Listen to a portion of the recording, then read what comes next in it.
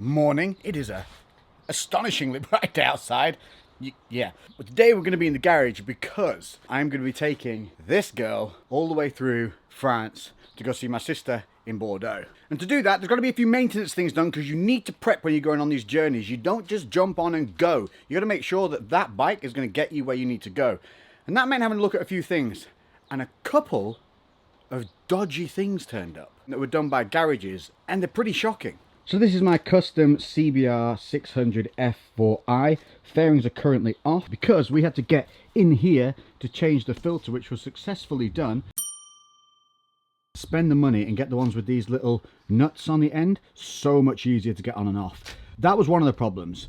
We've also put on some new sprockets and chain. So we've got a silent running front sprocket, brand new DID X-ring chain. Now if you're going to replace one of these, you may as well replace the whole lot, which might replace the back, which as you can see is currently missing. And it's over here. Now I've got on here one of what I think is one of the best tyres, and that is the Metzler, I think that's how you say it, Z8s. These are fantastic in the dry and the wet. They're a hard into a medium compound on the sides, which means it gets grippier here. And then for touring, it's got the harder rubber in the centre so it doesn't wear down too much or square off too quickly. The tyre has a slow puncture in it, and I took the tyre in to get it repaired. And it turned out, and this is one of the most shocking parts, I thought I was taking the tyre in for just catching a puncture, and it was a slow puncture. Took the wheel over to a dude. He comes back out and he goes, "Who put this tyre on for you?" Now, I'm not going to name and shame here because, I don't know, I just don't want to put that negativity out there. He showed me the inside of the tyre, and on the inside was an 8-inch slash to the inside of the tyre. The people who put this tyre on for me, who'd also done the servicing on the back, which we'll get to in a minute, they hadn't paid to have the plastic edges put on the tyre remover. So what they'd done is, as they'd levered the tyre onto the wheel, they had scored the inside of the tyre. Now the guy said they would have 100% known that they've done this, and if they haven't, then they're negligent in their job. So there's two things there. One, they're either incredibly negligent and weren't paying attention, or two, they knew my tyre and then still put it on anyway. This kind of damage to the inside wall of a tyre can cause a full blowout. And we're not talking about a slow flat where you run out and get stuck. We're talking about a blowout at speed where you might die. That is disgusting. I can't believe that a professional garage would do this. When I take my bikes to places, I'm putting my trust in that human being, that they are appreciative of the fact that they have my life in their hands, because I'm getting back on this engine with wheels and doing some high-speed maneuvering. So conclusions have come to this. There are a lot of things that you can do yourself on bikes that you can learn very easily. There's many YouTube videos and tutorials out there. And my opinion from this, from my experiences from garage after garage after garage, just turning out to be unreliable, is to do as much on these things as you can yourself. That way you know it's been done, you know it's been done right, and everything is checked. Yes, your hands are going to get dirty. Yes, you're going to get covered in oil. Yes, you're going to swear at bolts that won't undo that should undo. And yes, you're going to have to invest in some tools. But isn't that half the fun of owning motorbikes? So anyway, the wheel is off. We've got a brand new tyre on. And we've taken the sprocket off here, and you can see that you've got the cushions inside. So this is all in really good condition. So that's good, but something you should also be checking. We also have got a brand new sprocket to go on the back, and this is another silent running sprocket. So that simply goes like so, and then she's ready to be put back on. It's weeing faster than we can. No, it's locked into the bottom. Shut it off. It's done a wee. Stop weeing. Please stop weeing. So I'd get that under here in case it comes out the radiator. The reason we're taking the radiator off and replacing it is because of this. So what happened in the past was the clutch cable was rubbing on the outside of the radiator, and it actually wore through the overflow point on the radiator, which then burst, and I sealed it using what is it, an epoxy resin on the edge, and this has lasted for over a year. But now we've got this off, we may as well change the radiator whilst we're doing all this, because then we just know she's safe.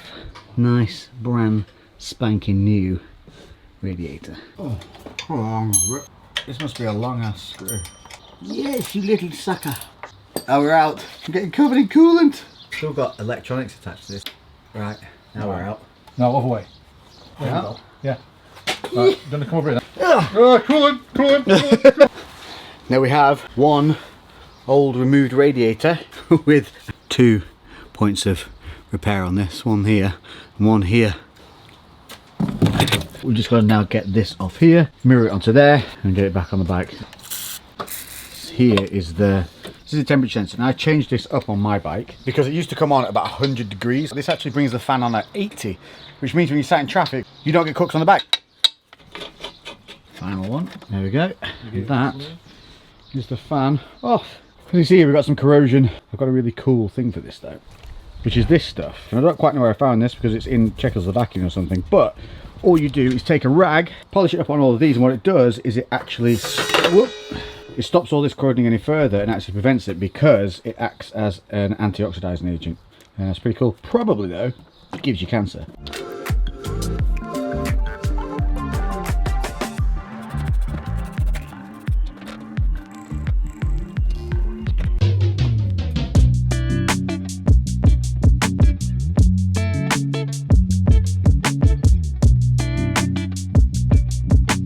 Radiator's on.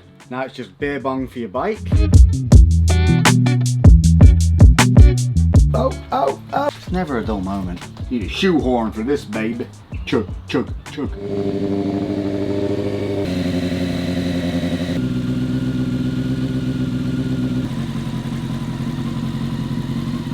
We just tried to put the back wheel back on and have found out that we're actually missing a spacer from this side, so I've got to go order one of those from Honda so we can get that wheel back on, which actually can't go on until that is done, which is annoying. Welcome to the Sunday before we're going away, and we're back on my garage floor. I had to sort out the disaster zone that was this sprocket and chain. We found out that this thing was cranked onto nearly double of what it should have been.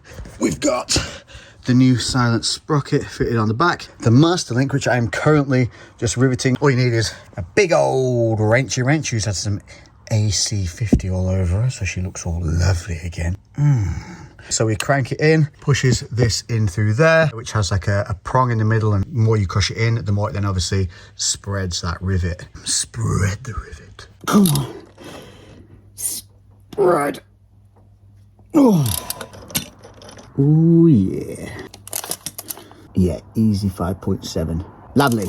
Rivets there have been spread nicely. They only need to be spread 0.7 of a millimetre. We've got a nice bit of movement there, so we're not going to get any weird little tight spots.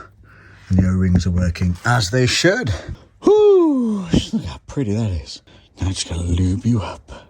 So during the time of getting this girl ready, I have completely forgotten to tell you what was absolutely terrible, which was kind of the point of this video. So the front sprocket, which is now covered back up here, that was over double the torque that it should have been on there. That means that somebody has got one of those guns and has gone whap and cranked it on there. That is not good, because there's supposed to be a little bit of flex in there. There's supposed to be a certain amount of tension for a chain that is spinning at 7,000 plus RPMs on a regular basis. Not good. That was number one. Number two, the chain itself. So I'll show you putting the master link on. My chain had tight spots and everything running through it. It shouldn't have happened because it had only done about 5,000 miles. They should do around 10,000 miles. Found out that the master link had been cramped on so hard that the O-rings were squeezed so tight that they couldn't move as they should. So it meant the chain could not flex as it should because it was too rigid and tight because it had been over tightened again. So that again destroyed that chain. I had to replace the whole thing because it was knackered, simply because the master link was crushed on there. And the worst of all, the most simple of all, was the oil filter. Now I showed you the new one we put on, but the old one, check this out. That was so bad that someone had clearly gun torqued that on there as well. You should be able to just slightly nip the oil filter and it should then twist off by hand. We had to smash a screwdriver through the filter, and this is the most extreme thing that you have to do when there's a real sticking problem. So we had to hammer the screwdriver through the filter itself, through the body of the filter, to try and create a leverage point. It snapped the screwdriver. Eventually managed to get a chain grip around it as well and managed to get it off. The result was horrendous. Oil everywhere, absolute mess for a simple job that anybody could do from home, and a garage had truly screwed it up. Everything they knackered, we fixed. She now runs beautifully. And this is my point. You can do yourself. You get the right tools, look at the right specs, just take your time, and you can make these wonderful machines last a lot longer. And also you have that self-worth and that feeling of accomplishment when you yourself have had something to do with this machine that is going to take you thousands and thousands of miles and help you see so many great things and have so many great days out. Don't know what all this is about. It's Wednesday. The garage is empty, and that's because today is the day that we are taking these beauties off to France on roughly a 2,000 mile trip of just fun, sun, coastlines and France. But first, let's get this underway with a little review of the bikes that are coming with us. This is my buddy's Triumph Street Triple, which he literally bought 4 days ago, and it then broke down on delivery. So he spent 4 days fixing it, and it turned out to just be a reg, which is a common thing. Easy fix, done. Hopefully, she will be a good girl. Sarah Jane, the CBR F4i, pioneered up, Toro exhaust, and you might recognise it's exactly the same as my buddy Mark's bike. Twins! There you have it. That's the bikes. This is one rider. Here's my other boy who you've seen before. Oh, wait.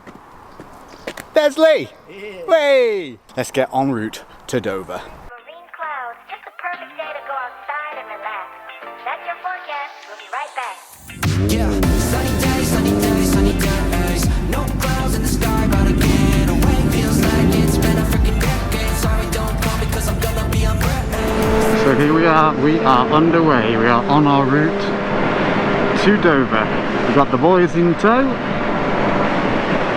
and that is about as interesting as this is going to get, so see you there. Sexy juice, fill it up, fill it up. Oop. Oh, I squirted. Oh, I actually did karate kick my fan here. I'm gonna do like one of them question mark kicks. Question mark. We all look cool until we try and get back on. Reset the trip meter, because we don't have a fuel gauge. We're real men. Real men just smell the fumes coming out of their bikes and judge it. Oh, fucking hell. What? Well, that wouldn't kick over then. Jump start. It's a whole lot of fun. Toilet. No toilet for you guys. It is tough shit. Complaining about having to fill the petrol up every 180 miles. You two are going to have to pee every 150. On the road again. That was nice. Natural mother seeing the bikes and smiling rather than being like a and having a kid go, "Oh, it's so loud. My little ears can't handle the awesome." Here comes the rev bombs. Rev bomb! Where are we going? Straight over. Straight over to the white cliffs of Dover. And a bloke at the check-in was shouting at the French guys to give us one of these. And we were like, what the heck is it? And the dude was like winking at us. And it's our pass to get in.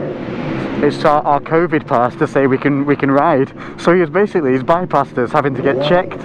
What a legend! There you go, sir. Random do not disturb sign. I am technically classed as an adult. I'd like everyone to see this. Technically an adult.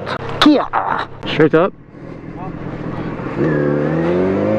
Here we go, here we go, here we go. Keep going down. This is it, we're putting it here. I don't feel like this is safe enough. In between. I think our stand's going here. Okay, sir. Look at that. There she is. Loctite. Right, well, this is it. We're on the ferry. And we've opted for the world's stalest scone. What's that? It's going to crunch. It's all dry. There's also the added bonus that I get incredibly seasick.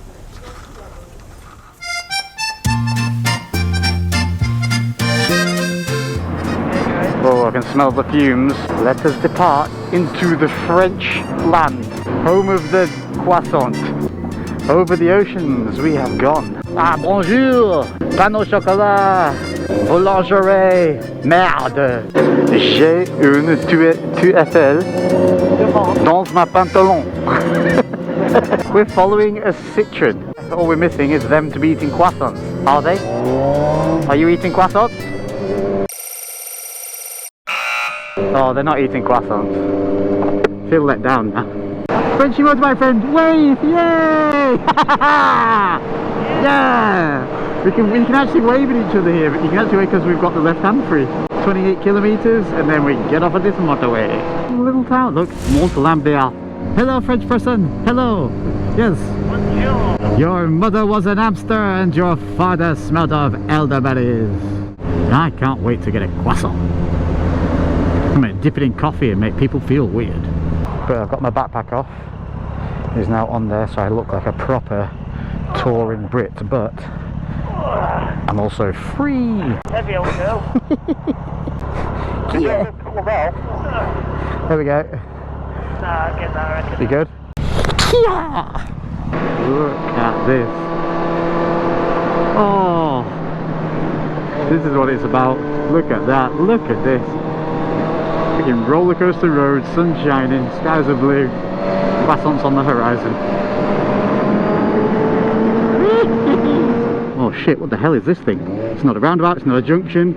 I don't even know what the rules were there.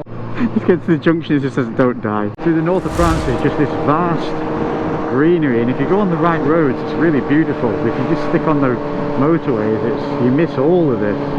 Look at that, I mean, this is why we ride.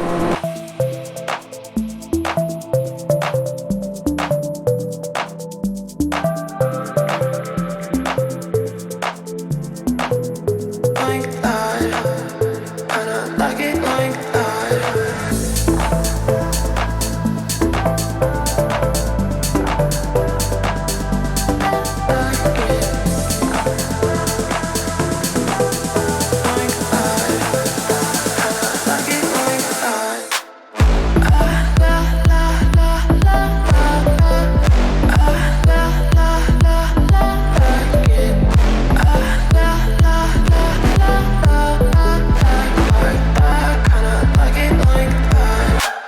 So we made it to the Airbnb and we are in Cavicourt. We check this place out. It's pretty sick. So we've got our own living space all here. Little chill out zone. Which you come up from the main house there. As you come through into here, got bathroom with a rainfall shower. Skylight room with the twin room, whatever you call that. And this is into the double room that everyone will argue about getting.